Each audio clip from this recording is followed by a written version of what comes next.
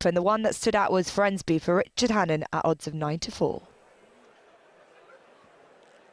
Gates back and away they go, racing for the British Stallion Studs EBF Fillies Novice Stakes over the 7 furlongs. Good start from Noura in the yellow and black colours. She emerged with her running shoes on. Britannica also prominent, the purple jacket. Another one who's up with the pace towards the left is Time's Eye.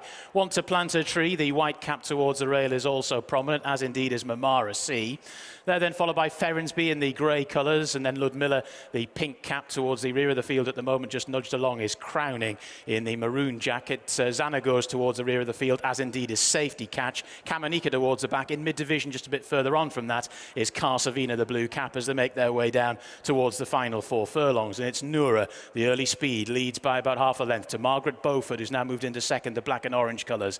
Then Time's Eye, followed by Mamara C. Then towards the outside, Britannica, the purple colours. Getting a little bit closer now is Crowning up the inside. They're then followed by Carsavina and Ferrensby, who's a little bit out wide there in the grey colours. Xanagor being driven along. Ludmilla's looking for a gap. Then Safety Catch and Kamanika towards the rear. Down towards the final 2 furlongs they come. Noura's now been passed by Time's Eye. Time's Eye just about the leader to Britannica now in second. Want to Plant a Tree, looking for a gap or two to appear. And down the near side, Crowney's got a lovely seam and is beginning to stay on very well. Inside the final furlong they go. Time's Eye, Crowning towards the outside, Britannica. Getting going late as well as Carsavina. Down towards the final half furlong now. Britannica, Time's Eye, Carsavina with a withering late dash. Carsavina has claimed them all. Time's Eye was second. Ludmilla got up for third. That was a good run from that one as well. Tight for fourth there between Crowning and Britannica. Carsavina lands Division 1 of the Fillies Novice Stakes at 12-1 for Ross Orion, Clive Cox and Cheveley Park Stud. Second, Time's Eye at 9-2. Third, Ludmilla at 3-1. Well, a bit of a blanket finish and lots happening late on, especially the winner Carsavina, who comes under a late drive under Ross Orion and wins with a little bit in hand. This daughter of Ulysses is homebred by Cheveley Park Stud and clearly might even want a little bit further than this in time, but she looks like a nice type and makes a perfect start to her career. Carsavina's won our first race here at Newmarket, ridden by Ross Orion and trained by Clive Cox, who's just watching the closing stages one more time.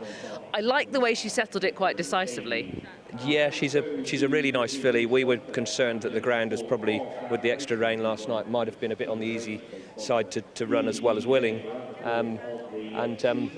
She's coped really well. We've always liked her, and half sister to Positive, out of a half sister to Zonderland, both really nice horses for us, and just delighted to win with a nice maiden for Cheveley Park, and excited for next year. Yes, it was that response to that one light reminder, and being on the outside as well, and just how positive she was in response to that. Very much so. I think she's going to furnish more over the winter. Yes. And I'm grateful for the patience that Chris especially gave us confidence to give her that time, and that's been borne out in what she's done today, and looking forward to the future. What do you see her as? What do you think her trip is going to be? Well, she should be getting a mile next year, really. And I think the ground is the more of a pleasing aspect to look forward to when it's drier. I think she's going to find things far more easier and able to see her true colours on that sort of ground. And is she going to be put away now? You're not going to garner further experience on the all-weather, perhaps? Well, just talking to Matthew here just now, I think I think with taking her time coming to the boiler, she could do no better than she's done today, first time out, and I think it'd be wise to give her the winter and look forward to her next year. In his trial? Yeah, well, that would be possible, but I think there will be boundaries with the ground, even though she's done it here today. Okay. I think I would be hopeful that a little bit better would still suit her more. Whilst we're in the mood with Cheveley Park, how about Conservationist in the Montrose coming up later for you? She was a nice winner last time. Most definitely, and she's a filly that did really well on easy ground at Haydock. So it's nice that with a step up in class today, the ground has been helped by the rain last night for her, I hope. Yes, and I really liked the way she did it at Haydock. I thought she just went through it really nicely. Has she come on since then? I think undoubtedly, most of ours do improve with racing, and she's really professional. So, this is a big step forwards, I'd say, in the company from last time. But conditions should suit. Okay. And in our next race, you've got Fools and Horses. We've seen her on the track once before. What do you make of her chances here? Well, Twilight Sun, some go on it really well. We've had horses that love it, who put 50 and You absolutely adored it, but I'm not quite sure. Some do and some don't, so I'm hoping she's one of those that does. OK, so it's a fine doubter. Yeah, I hope so. OK, best of luck and congratulations here. Thanks, Lydia. Thank you. Thanks, Lion. The second race was Division 2 of the Fillies Novice Stakes, and Warren Hill was the 7-2 favourite to land the contest. Off and racing, a little bit slowly away, Enborn in the British Stallion Studs EBF Fillies Novice Stakes Division 2, once again over the 1400 metres. Warren Hill, the red and yellow colours got away quite well, so too did Miss Light Fandango in the blue and yellow towards the left. They're then followed by Reconsider Me, who's leading a bit of a group, or quite a large group, towards the stand side rail. One or two, though, deciding to stick towards the centre of the track. But we'll go towards the stands rail first. We've got Reconsider Me prominent, along with Fools and Horses in the quarter jacket. Warren Hill in the yellow and red is also prominent. Liberalist is covered up there on the rail. They're then followed by Glowing Sky, the pink and dark blue. Angel Time is there as well. Towards the centre of the track at the moment, Medici Chapel. Then also towards the centre and heading that centre group, we've got Miss Light Fandango. Orchid Bloom gets a first mention in the yellow colours, dancing in the purple as well, is just trying to tag on to the leading group's coattails. Inside the final 3 furlongs they go. Reconsider Me, the green and dark blue, to Miss Light Fandango. Warren Hill is travelling strongly. Then Fools and Horses, Liberalist, Orchid Bloom, then Glowing Sky, followed then by Enborn, trying to get a little bit closer. Then after that, Angel Time and the rest. Down towards the final quarter of a mile they go, and it's Reconsider Me, possibly with that rail to help, who goes on to Warren Hill in second. Orchid Bloom, the yellow jacket, in third. Then Fools and Horses, Liberalist, the red colours, trying to get into it as well. Down towards the final furlong they go, and it's Orchid Bloom over on the far side that now comes through to take it up. Reconsider Me battling hard, but it's Orchid Bloom now going on by 1.5 lengths to 2 lengths and skipping away from them in the closing stages. Orchid Bloom, the further they go, the further she wins. Reconsider Me was second, Liberalist was third, fourth horse home, Fools and Horses. Orchid Bloom wins at 9-1 for Kieran Fallon and William Haggis in the colours of Sheikh Rashid. Damuk Al Maktoum, second Reconsider Me at 12-1 and third home, Liberalist at 11-2. Well, this is a striking debut performance from the daughter of Far, Orchid Bloom, who looked a bit green and didn't really know what was going on in the closing stages. Her head up in the air, but she knew her job when she wanted to, and Kieran Fallon pushed her out, and she really showed a very exciting turn of fit to draw clear from Reconsider Me. He ran a very good race on debut as well, but she couldn't get to Orchid Bloom in the end, and she looks like she's got a big future ahead of her. Orchid Bloom has been quite a decisive winner of the second race here at Newmarket. William Haggis is her trainer. I bet that was pleasing. Oh, the way our 2-year-olds have run recently, Lydia, they've looked clueless, and I've been getting all sorts of bollockings from my wife saying I haven't trained them properly, and then she goes and does that, so that was great, yeah. So tell me about this filly and how she has been to train. She's a delight. She's very genuine. She has her ears pricked the whole time. She's just one of those. She's not a bother on her. And she's been training nicely, but so has the filly in the first. And she beat only a few, and this filly won comfortably. So I don't know. That straightforward character, you could see it in the race from her as well, in the way that she settled and went about it. Yeah, I was watching with Bruce, and halfway was saying, oh, this could run well. So the last one of Sheikh Rashid's finished last, the 2-year-old, about 3 weeks ago, and he sold it straight away. So I was just hoping to keep this one, and anyway, she did it very well. Now, what do you see her as? I don't know really, because I didn't see that coming. So I guess something in the spring, and I didn't see her as anything classic at all. Mm-hmm. I just see her as I think ground is important to her. I think that, and we had a drop of rain, a good drop of rain this morning, and I think that's helped the ground from yesterday. And trip-wise, what are you expecting from Probably her? a mile, I would think. Mm-hmm. The dam's by Lethal Force, so that's speed, but I think a mile will be fine. The fars seem to stay. And from what I'm getting from you, you're not thinking about the all-weather, that's it, and back for 2023? No all-weather. Fine. Okay. And you were just telling me, you've now acquired Earl of Tyrone. Yeah, he was bought by Australian Bloodstock, so he'll be going down to Sydney in April, probably for the Sydney Cup. We may take in the Tancred at the same time. Okay, that's exciting stuff. And obviously you know Paddy Toomey, his former trainer, really well. I know Paddy very well, and I think he's a very clever, sharp, astute guy. So I would think improving him will be impossible. But if we can keep him at the same level, or even if he only deteriorates a couple of pounds, he still should be competitive. Okay, well, best of luck and many congratulations with this bit of success. Thanks very much, Lydia. The 2:13 was the Watch Racing TV free for 31 days nursery. 7 furlongs was the trip. 5 runners lined up, and it was in these shoes, who's well supported, to win for Charlie and Mark Johnson. 5 of them ready. Gates back and away they go. Spiora d'Alta just reared up as the gates went back, losing a couple of lengths at the start in the Watch Racing TV free for 31 days nursery. Once again, we're over the 7 furlongs here. And it's Quantum Light that goes forward here in the colours of Mark Chan, the light purple and white jacket, just about the leader. 2 in second position on the pulse, the green cap. In these shoes, the favourite from stall 1, the pink colours just out on a limb there, ever so slightly, small field though. Then Spiora d'Alta, followed then by Monopolize in the blue and yellow colours. A fairly well grouped up field, make their way through the first couple of furlongs or so. And it's Quantum Light that leads them to in second position on the pulse, the green cap.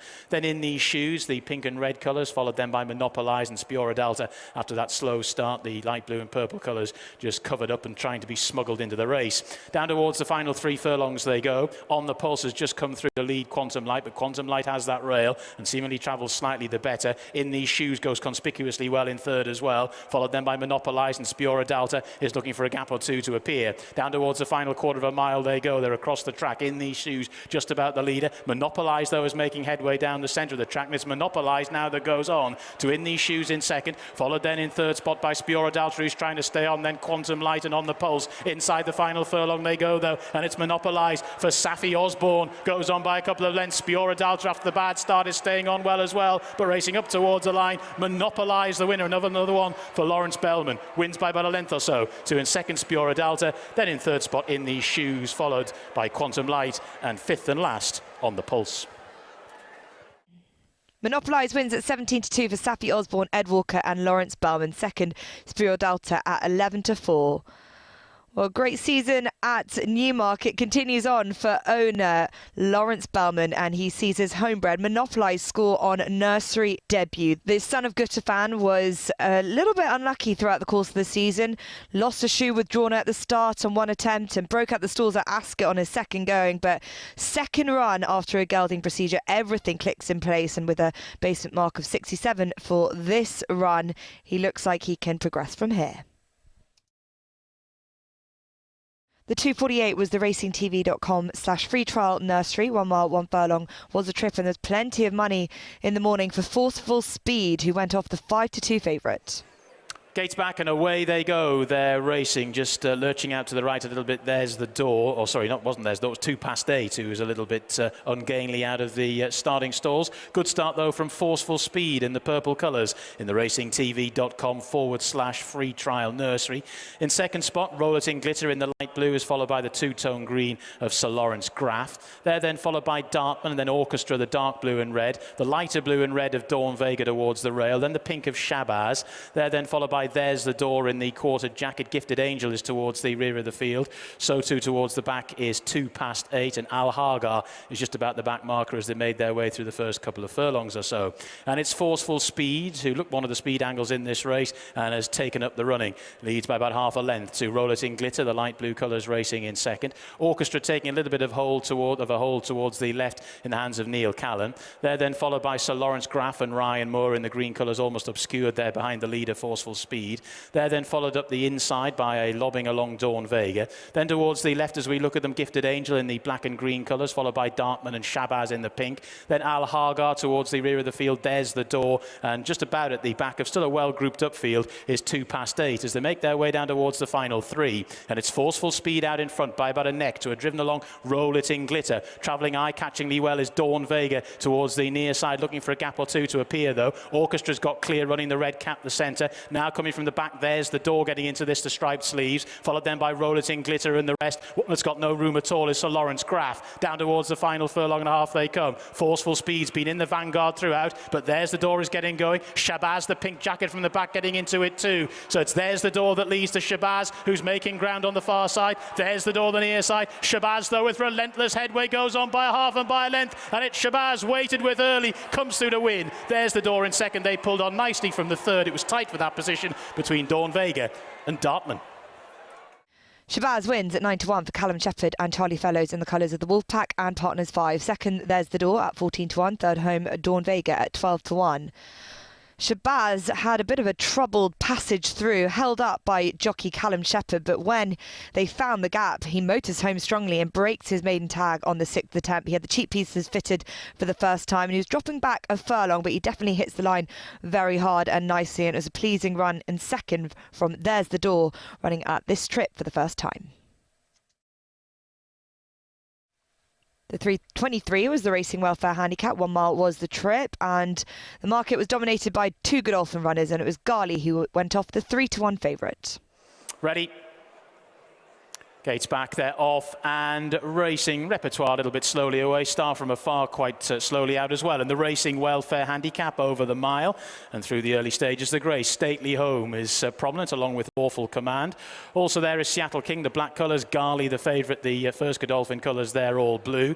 Second Godolphin colours, the white distinguishing cap King of Conquest is towards the centre of the track, followed by Rebel Territory, last year's winner in the black and white. Sheepskin noseband of Notre Belle Bet is then followed by the white cap of Sunrise Valley. Ropey Guest towards the rear of the field at the moment. So too Star from Afar, Repertoire towards the back, and the light blue jacket of Revich is also nearer worse than first as they've gone through about 2.5 furlongs. And the lead is just held, I reckon, by Stately Home, the grey, although Lawful Command and Sean Levy have come through to join. They're then followed in third by Seattle King, just being nudged along. Gali is still travelling very strongly towards the right as we look at them. Then the King of Conquest over on the far side. Rebel Territory's taking quite a hold and making progress. They're then followed by Revich, Notre Belle Bet, the veteran Ropey Guest. Then after that, Sunrise Valley, followed by Repertoire, and Star from Afar is at the rear of the field. Inside the final 3 furlongs they go. Lawful Command, the leader. Rebel Territory, though, is travelling very strongly indeed. So too Gali. They're both absolutely tanking. They're then followed by Stately Home, who's now being driven along. Old Ropey Guest is getting involved as well. Gali comes through to hit the front now. Rebel Territory not finding a great deal. Here comes King of Conquest on the far side. Ropey Guest stays on. Lawful Command still on the scene as well. Closing stages now. Gali, who's always tanked along in the run, just drifting towards the centre of the track. King of Conquest has got 2 lengths to find and needs to find them quickly. Gali and King of Conquest as they go deep inside the final half furlong. Gali needs the line. King of Conquest is staying on, but Gali gets there. Gali beats King of Conquest. Lawful Command was third. I think Ropey Guest might just have got fourth over Stately Home in fifth. Gali wins at 3-1 for Danny Tudhope, Saibin Sarur and Godolphin. Second King of Conquest at 5-1. Third home Lawful Command at 13-2. The market gets it spot on and Gali beats King of Conquest, and he does it pretty stylishly as well. Gali hasn't been seen for some time. His last appearance was at York, where he was a nice winner, beating Blue for You. He's been given a good break by Saibin Sarur and does it the hard way out in front. King of Conquest came to challenge but couldn't get there, and Gali looks like he's going to have a nice big handicap in him next season. First of the listed races was up next, and it was for the juveniles, the British Stallion Studs EBF Montrose Filly Stakes. 1 mile was the trip, and Dream of Love for Charlie Appleby was the 5-2 favourite. Gates back and away they go, racing for the British Stallion Studs EBF Montrose Stakes. A good start by Conservationist in the red with the blue cap. Also prominent is Rose Prick in the light blue. Chelsea Green takes a bit of a hold in third, the light and dark blue.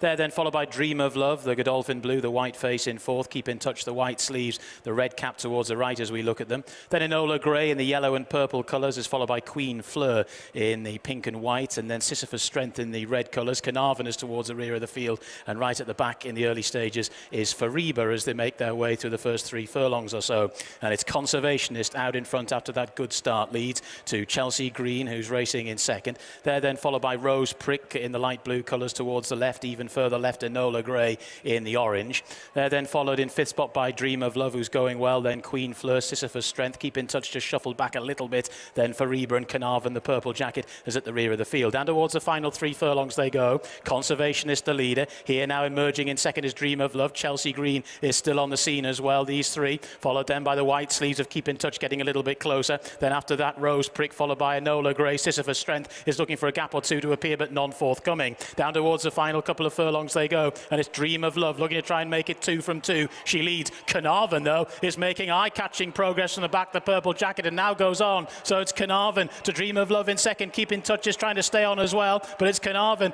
who's now got through to a 2-length lead. In Dream of Love is trying to stay on in second, then Keep in Touch for third, then Sisyphus Strength in fourth, but racing up towards the line. Carnarvon patiently ridden, just a little bit green out in front, pricking areas she needs a line, but she gets there and she wins the Montrose. To Keep in Touch in second, they were then followed in third by Dream of Love. Sisyphus Strength finished in fourth. Carnarvon wins the listed Montrose Filly Stakes at 11-1 for Connor Beasley, Mick Shannon and Hunscott Stud Limited. Second, Keep in Touch at 5-1. Third, Dream of Love at 5-2. On a poignant day for Mick Shannon as he hands over the reins to his son Jack. He wins this listed contest with this filly Carnarvon, and she does it bravely as Keep in Touch was coming to her, and although she was a little bit idle out in front, Carnarvon was able to get her head down in gritty fashion to win a second race this season. Well, we spoke to Mick before the race and he was hopeful that Carnarvon was going to run really well. Jack, his son, and the man who's going to be taking over the reins of the business from 2023 is here in the winners' enclosure. Well, he was right, the old man, wasn't he? No, very much so. She's a very nice filly, and you know, we chucked her in the deep end up at Pontefract there the last time. I think she was rated 77, and we always thought she was an improving filly, and she took the step up at Pontefract, and we came in today. Her work's been fantastic since then, and we thought we'd be tough to beat along with the Dermot Weld filly. You know, at this time of year, form really and experience pays, but I didn't quite expect her to do it the way she did. She showed a lot of class there today. She really did. Tell me what you were thinking with Connor sitting there on a horse that was clearly travelling so well. Well, he kicked for home, and I thought it was done and dusted. So I started walking off, but then I realised there's another furlong to go. So, but it was one of those things, you know. They weren't good enough to take her in, take her far enough, you know, and you know, Connor said she just pricked her ears and just pulled up a little bit in front. She's a filly that we think will stay further next year as well, but I think we'll probably stick to a mile next year to start off with and see if she can compete at a bit higher level than this. And if not, we'll probably try and stretch her out a little bit. So we'll see. The logical thing was be something like the Nell Gwyn. I mean, she deserves her place in something like that, doesn't she? Well, I think she does. The only problem is it's 7 furlongs, yeah. And I do think this filly, you know, she does it. But today she showed enough pace that she probably could step back to 7 for something like that.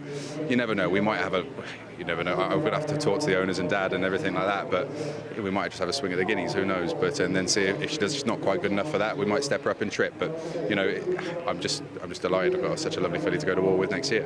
Absolutely, and typical as well of the yard in that she's finding this huge amount of improvement. You know, we've seen a lot of her. You think you know what she is, and then suddenly she's actually much more than that. Yeah, her dad's proved it over the years. Over the last 30 years, he's had horses do this all the time. I think we had a filly called La Halib that did a very similar thing, won the Rockfell, and then went on to finish second in the Irish Guineas and won the EP Taylor. And you know, he's done it over for years and years, and I just hope I can replicate it in some way. And did you know that your dad was thinking of making this year his final year with his name above the door? Yeah, no. Hey, look, I've been back with Dad now for about 7 years since being in Australia and America, and with Clive Britton up here in Newmarket, and well, we've been discussing it for 2 or 3 years, probably having arguments about when and where it's going to happen. But you know, we had the discussions through the year, and we sort of thought it was the right time for him to be able to enjoy it as well. You know, he's still got enough energy and everything else like that to help me through the first however many years we possibly can together at the start. And I think that's going to be an invaluable thing for me to have someone like him behind me. And I hope that he'll be able to enjoy it as well. You know, he won't have to put up with all the stuff that's a bit nasty that comes with training horses, and that flat can land on me, and he can just sit back, enjoy the horses, and do what he's done for 33 years, which is assist in just training these lovely horses. You've been obviously watching your dad's career closely. What would you say is his greatest achievement? I'd have to say Human Zane. You know, to come back, well, 4 years, as he said earlier on, he finished second, beaten a nose by Railink at the Pre-Neil the year before he ran in his first arc. To produce a horse, and to tell you what, he was one of the worst workhorses you'll ever see in your life. He'd worked with a 60 rated horse, and to know that he had him spot on every year for that Arc de Triomphe, you know, I'll never forget those days, good and bad. But you know, but some of the great fillies, Queen's Logic, Flashy Wings, Pintalale, you know, he's just been a genius, and you know, I'll be forever grateful for the opportunity he's given me. Do you feel any pressure stepping into such big shoes? Yes is the answer to that. But you know, you've got to have a bit of confidence about you and be positive in your own ability, and I do. And got a fantastic team at home and a fantastic team of owners, and hopefully a lovely team of horses to go to war with. So I'm very positive I could be successful, but yes, very nervous. Well, that is very understandable. I think you wouldn't be human if you weren't. But I think you've got a really good team headed by this horse, Carnarvon. Very, very best of luck for next year, and well done here. Thank you very much. Cheers. Thank you. Second of the listed races was the National Stud Welcome Stradivarius James Seymour Stakes. 10 furlongs was the trip, and the Godolphin pair, Ottoman Fleet and Royal Fleet, were at the top of the market. Ottoman Fleet edged it. And they're off. They're racing for the National Stud Welcome Stradivarius James Seymour Stakes over the 10 furlongs. Nobel got away well early and leads in the maroon jacket. Also prominent is Royal Fleet in the first colours of Godolphin, the all blue. Towards the centre of the track, Pretty Sweet, the light blue colours, the Midland Park Racing colours, sitting probably overall in third. Algiers, the dark jacket, towards the near side, is followed by Ottoman Fleet in the distinguishing white cap. Pulling extremely hard is Jack Darcy for Neil Callan. Migration towards that one's outside. The blue jacket there with the purple diamond on the cap, and right at the rear of the field is Savvy Victory as they make their way through the first 3 furlongs or so. And it's Nobel that leads them by about a length to, in second position, Royal Fleet. Down the centre of the track, Pretty Sweet, the filly, the outsider, is racing in 4th position. Algiers towards the near side, covered up there on the rail. Ottoman Fleet follows through stable companion Royal Fleet. They're sitting in 4th spot of the group that comprise those towards the near side. Towards the far side, Jack Darcy in the black and orange colours is followed by Migration, who's been over there as well from stall 1 as they make their way down towards the final 4.5 furlongs or so. And it's Pretty Sweet over on the far side, who's now gone through to just about take it up. Nobel still got the grandstand running rail to help as Royal Fleet just migrates over towards the centre of the track.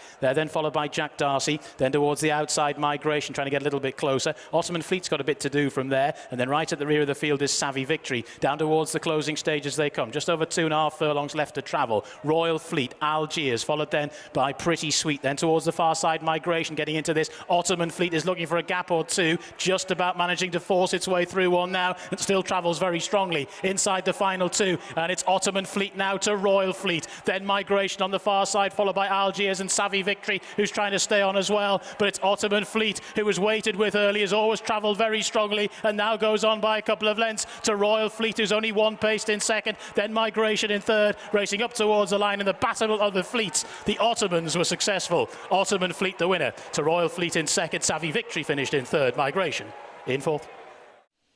Ottoman Fleet lands the James Seymour Stakes at 9-4 for Ryan Moore, Charlie Appleby and Godolphin. Second home, Royal Fleet at 133rd with Savvy Victory at 14-1. This looked like an open contest with about 2 furlongs to go, but Ryan Moore was sitting pretty motionless on board Ottoman Fleet, and when he asked him to go and extend away, he does it with the minimum of fast 5.5 lengths, the official distance between him and his stablemate Royal Fleet. And with Ottoman Fleet 4 in the bag after that good second to Alflalia, this is clearly a talented horse, and it's great to see him getting another win in the bag. Charlie Appleby has just trained the 1-2 in the James Seymour. Ottoman Fleet has beaten Royal Fleet, and the winner, Charlie, looks really smart. Yeah, he's always shown that talent. There's no doubt about it, and Kieran Fallon rides him at home, and he told us this morning he was happy with him. So look, had the Ben Marshall been run here, obviously as we know it switched to Nottingham, I'd have split the pair of them up. Right. Because I feel this horse has probably got enough pace, and a style of a hard run mile on a track like this would suit him. But anyway, it's move track, so we decided to stay here and have to take each other on. He's been a little bit of a frustrating horse because we saw on a couple of occasions he's a great traveller, and that's why I wouldn't like to say the horse doesn't go through with it, but I said to Ryan today, give him a target, and that's why sometimes I think coming back to 9 or a 10 or a mile could suit me even more, because like I said, they go hard, and he could then go give him something, a bit of a target, should we say. So what might you do with him now? Martin Dixon was wondering whether you might even be going for something like the Dubai Duty Free with him, 9 furlongs. I mean, I know we're going from listed to Group 1 there. Could something like that be in your mind? Yeah, no, most definitely. I mean, he's a horse that was always on the flight deck to make his way out to Dubai. Right. So likelihood we go Jebel Hatter first, try and get some confidence into him out there, and then if you're lucky enough to go and run in the first 3 in the Jebel Hatter, then you'll hopefully book yourself a ticket to, as you're quite right to say, in the Dubai turf there. Yes. Okay. So fantastic. Right. And how about Royal Fleet? What does he do? He's we kindly got an invitation to go to Bahrain. So he'll head there. The harder they go on the front end, will give that horse a chance to get in and get settled himself. He's very hard on himself, but as we know there, the ground will be quicker. They don't hang about from the gates there, so he'll head there. And I think he's a player. I'm not going to put him up there saying he's good enough to go and win a Bahrain trophy by any stretch, but he won't look out of place, and I think the style of the race could just set up well for him. The final race at Newmarket was the Christmas Parties at Newmarket Handicap, raced over 7 furlongs, and Astral Burr, a previous winner at this track, was the 7-2 favourite. And they're off and racing for the Christmas Parties at Newmarket Handicap over the 7 furlongs. King Mania a little bit slowly away. Dancing to Win got out well, so too did Love de Vega. A la Black in the green and lilac colours is also prominent, so too is Lord Rapscallion. Swatch isn't too far away in the black and green colours, also prominent towards the left as we look at them. Towards the right, Priscilla's Wish is in mid-division. A Taser is towards the right as we look at them as well. They're then followed by Tufan in the purple jacket, followed then by Hodler in the yellow colours. Then towards the rear of the field, Pocket the Prophet. Bernardo O'Reilly is towards the rear of the field, so too Cubanista. Also towards the back is Just Call Me Pete, and King Mania is right at the rear of the field as they hurtle on down towards halfway. And it's Lord Rapscallion who leads them to, in second position, the Mouse King, followed then by A la Black, who races in third. Then Dancing to Win in fourth, followed by Hodler. Tufan is trying to get a little bit closer now, the purple jacket towards the near side. Hodler still not too far away. Astral Bow is looking for a run, the light blue colours with a pink cap. Then Love de Vega. Bernardo O'Reilly trying to get involved as well. Down towards the final 2 they come. It's A la Black who's hit the front, to Hodler in second, then Lord Rapscallion over on the far side, then Astral Bow who's racing in fourth spot. Bernardo O'Reilly is still getting going, then Priscilla's Wish towards the far side, A Taser, and over on the far side, Pocket the Prophet as well. A la Black, Hodler, Astral Bow now on the scene late as well, and he bursts through. Astral Bow by a length, to Hodler in second, Astral Bow by a length and a half as the race up towards the line. Astral Bow has beaten Hodler, then in third was A la Black, followed then by Pocket the Prophet, King Mania from the back, and then Lord Rapscallion. Astral Burr justifies favouritism and wins the last at Newmarket for Shane Kelly, Pam Sly and the Family Sly. Second, Hodler at 17-2. Third, A la Black at 10-1. And fourth, Pocket the Prophet, home at 6-1. Well, Astral Burr likes it at Newmarket and had the ground that she likes as well. And she wins for her third time of her career. And she does so nicely, cutting through the pack under Shane Kelly and pulling away clear by 1 3/4 length from Hodler, who runs another decent race back in second.